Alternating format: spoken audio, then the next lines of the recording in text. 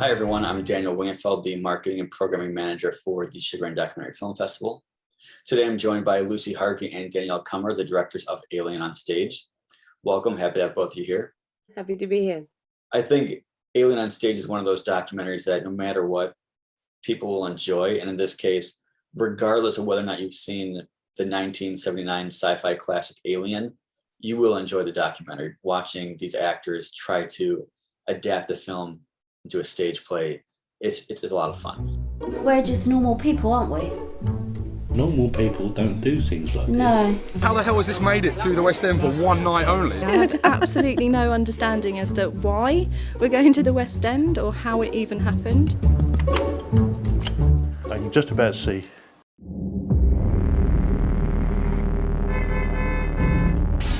Can you tell us how you first got involved in this project? Did you simply see the play, or did they reach out to you? How did this come about? Danielle? Sure.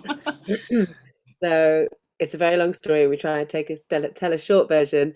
It all started by some friends of ours seeing a poster in a supermarket in a really tiny town that said Alien Amateur Production. And they just thought, oh my God, this sounds amazing. So they started following the blog that the guys had written. And this was 3 hours from where we were living and where these friends were living. So after much deliberation, Lucy decided to go to the show in Dorset, saw the show, met everybody, saw how amazing it was. But kind of saw that the local audience wasn't as enthralled and as excited by it. And then there was a bit missing. And I think... What audience? There was only like... Exactly. So Lucy wrote a review telling, just so she could share her admiration for the play and, tell them all how amazing they were. And I think they really appreciated that. It made them feel really lovely. And they're just wonderful people. And Lucy came back to London, told me and a bunch of people, oh my God, this is the best show you're ever going to see. You have to come. So we hired a minibus. Lucy hired a minibus. We drove back to Dorset, and it's a 3-hour drive between London and Dorset. Went again to see the show. We thought it was amazing. We're just, it was just like nothing we'd ever seen. And it was another wonderful evening, and we got to hang out with everybody. And then I think Lucy kind of you got the idea to maybe we could bring it to London and they could do the show in front of another audience. And it never had a different audience, a slightly bigger one, but you weren't thinking, the Leicester Square Theatre initially. Initially, the idea was like a local community hall or a small space where they could come and we could get a few friends down and it could be a really lovely evening. And then through some more contacts of people, the Leicester Square Theatre became a venue that was a possibility. Random contacts as well, because I don't have any people in the theatre world. Like, it's not my world. It's not something I could easily pull out of thin air. Yeah, we realised that this was going to be a once in a lifetime thing that was happening, and it should really be filmed and documented. So we decided to make a film. What can you tell us about the audience reaction from maybe the various festivals you've attended in the past year? So we are so pleased that the audience is responding in the way that we hoped, which is just an extension of the audience that saw the original show. They're experiencing joy and love, and it's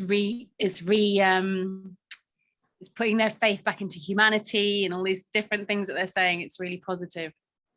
Yeah, audiences are really enjoying the feeling afterwards is one where they're feeling really sort of light and happy and feeling joy and it's been really lovely. People have been saying really lovely, wonderful things, and it's so nice to hear that from people. And I think especially, a lot of people are in lockdown, a lot of people aren't doing things like going to the theatre, and it's been such a crazy year for so many people. So a film like this, which really shows a group of people working together, creating community, supporting each other, and then they go and they do a performance and they see it received in a way, and it just highlights how important it is for humans to sort of have shared experiences and to have connection. And I think that's what really audience has been really connecting with and enjoying. And it's been lovely. Yeah, I think, like I had mentioned before, that regardless of whether or not you've seen the film, you'll enjoy this documentary. And I'm just curious, were either of you big fans of the film Alien before this project came along?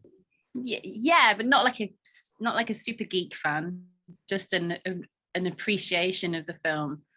I think both of our appreciation has just grown immensely since we've been making the documentary, because we've really had to kind of like examine the film and compare it to the stage show, and made a lot of references to the film. And we were invited to a symposium where we got to hear lots of different academics from different fields, you know, unpacking the many, many layers to the film. So now we're like full super geek Alien fans. So Lucy, when you first went to see the play, there weren't like many people in the crowd at all. For you? No, it was kind of brilliant.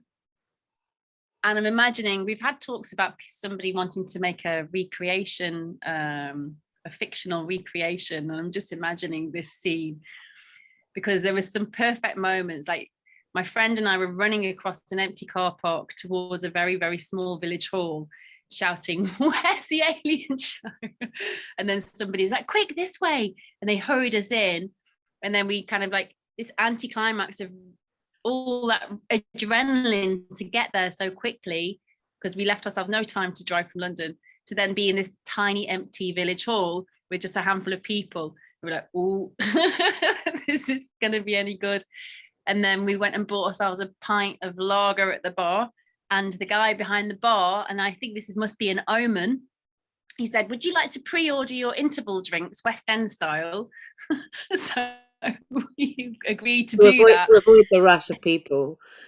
Yeah, to avoid the rush, because in the West End, you avoid the rush of people by pre-ordering your drinks, and they just leave it on the bar with a ticket, because there's 150 people to serve in the space of 15 minutes. Whereas there was only 10 people to serve in the space of 15 minutes. So we agreed to have our drinks West End style. And by the interval, it was just an empty place, an empty bar, no barman, and our two lonely pints sitting on the bar. And I look back and just think, so strange that he said that, West End style.